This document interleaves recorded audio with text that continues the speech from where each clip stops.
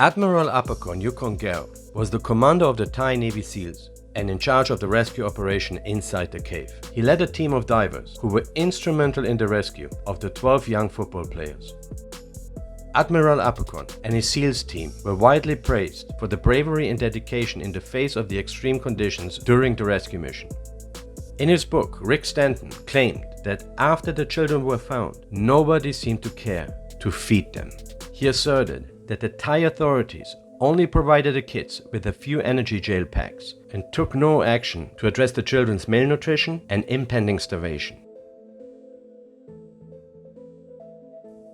However, at the time of their discovery, the children were not allowed to consume solid food yet, due to the risk it posed after 10 days without eating, an aspect that Rick Stanton and John Volanten should have been aware of. On the rescue effort, I'm joined by Anmar Mirza. He's the coordinator of the U.S. National Cave Rescue Commission. One of the other obstacles that they face is the fact that these kids have been without food for 9 to 10 days, and you can't just start feeding them again. You actually have to do it very carefully and very slowly. Otherwise, the mere act of just giving them food could harm or even potentially kill them.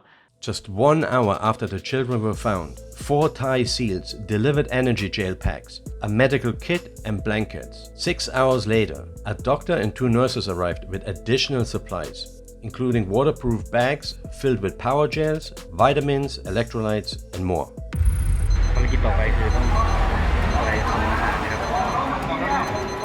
เราพบเด็กก็มีทีมแรกที่ส่งไป4 คนเพื่อไปหาข่าวก่อนเนื่องจากว่าเด็กอยู่ในถ้ำหลายวันเด็กควรจะมีอาหารจะต้องเป็นอาหารเหลวผมก็ได้นำไปเตรียมไว้เรียบร้อยไปกับชุดแรกเลย After the doctor examined the children's condition and gave his approval, 3 Thai Navy SEALs returned to base camp and authorized the delivery of emergency food rations brought by the Chevron company, which had been on standby for days.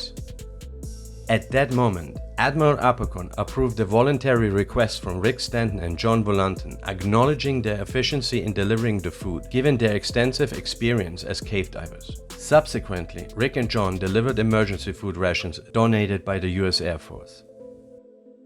After the exhaustive efforts of the Thai authorities, involving water diversion, pumping, drilling, and the collaboration with experts, the US Air Force, Australian Federal Police divers, and skilled cave divers to locate the children, Rick's insinuation that upon the discovery nobody seemed to care to feed the kids is utterly absurd.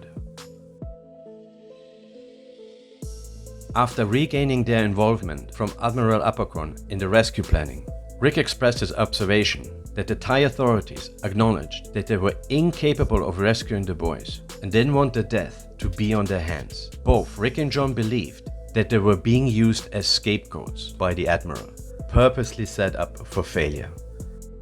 However, the reality is that at no point were Rick and John held responsible for anything during the cave rescue. The only 3 people who were held responsible for any negative outcome of the rescue were General Anupong Paochinda, Governor Naronsak Asatakon, and Admiral Arpakorn Yuukongkaew.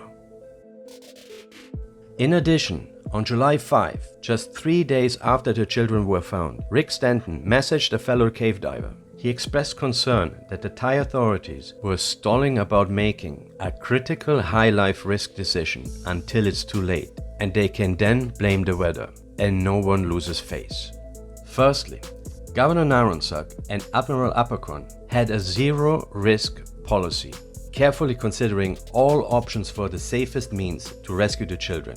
Diving the children out of the cave was perceived to have less than a 50% survival chance at the time. Secondly, the British Cave Rescue Council, in its advisory role during the Thai cave rescue, was advocating for 2 different plans simultaneously. While under the guidance of the British Cave Rescue Council, Rick and John were advocating for the Thai authorities to dive the children out of the cave.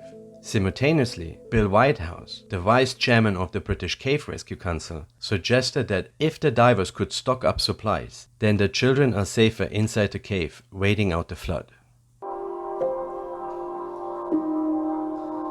If you could be sure that whatever happened, even in the severest flood in the monsoon season, there is going to be a safe place to be in the cave, and you could stock it with supplies, then the temptation is to stay there, safer where they are. On the same day, Gary Mitchell, the assistant chairman of the British Cave Rescue Council, added that the cave was almost the safest place for the children, as opposed to risking diving them out. Evidently, the leaders of the British Cave Rescue Council were not in sync, as they conveyed conflicting messages. Admiral Arpakorn was also praised for never losing hope on the children and never giving up. เราทำงานเต็มที่ครับไม่เลิกนะครับเราไม่พบเราไม่เลิกครับขอบคุณครับนะครับเด็กๆเขาเป็นนักกีฬาเขาแข็งแรงนะครับความสามารถที่เราทำได้ The same cannot be said for the British divers, who gave up on the children and instead went temple sightseeing. I am extremely disappointed in myself that we kind of gave up when we did. That shouldn't have happened.